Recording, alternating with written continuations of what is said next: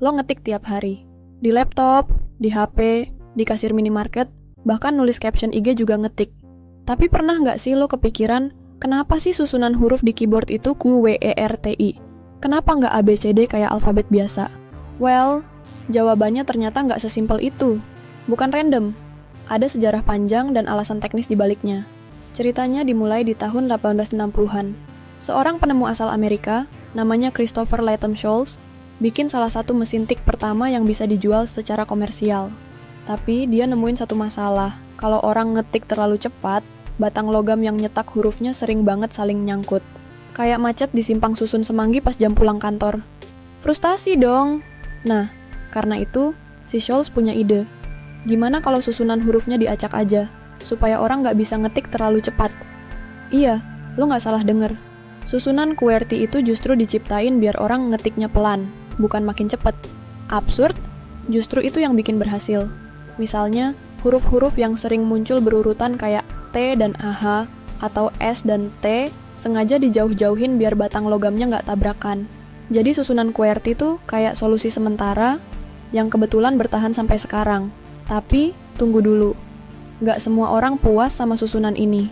Sekitar tahun 1930-an, ada orang bernama August Dvorak yang mikir, kenapa nggak bikin susunan keyboard yang lebih cepat dan efisien?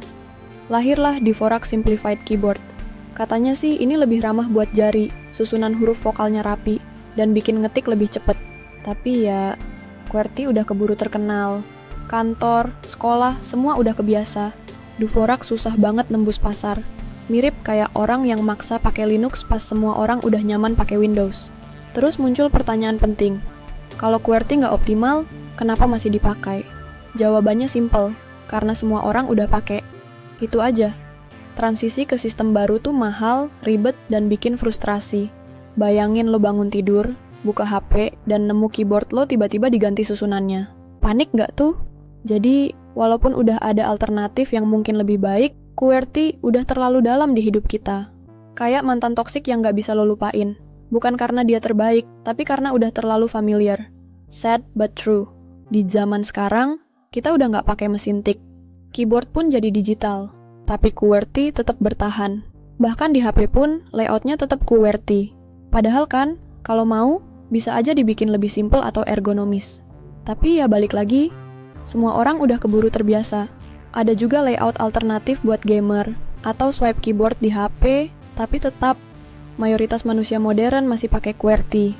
Karena pada akhirnya, bukan soal seberapa bagus desainnya, tapi siapa yang duluan nyebar dan jadi standar. Jadi, lain kali lo ngetik, entah itu tugas kuliah, chat gebetan, atau caption TikTok, inget, tombol QWERTY di depan lo itu bukan hasil desain yang terbaik, tapi hasil dari masalah zaman mesin tik ratusan tahun lalu. Gimana? Lo tim QWERTY sejati? Atau penasaran pengen coba keyboard Dvorak? Tulis di kolom komentar ya. Jangan lupa like videonya kalau lo baru tahu fun fact ini, dan subscribe buat cerita-cerita santuy lainnya bareng gue di Santuy Story. See you in the next video. Bye-bye.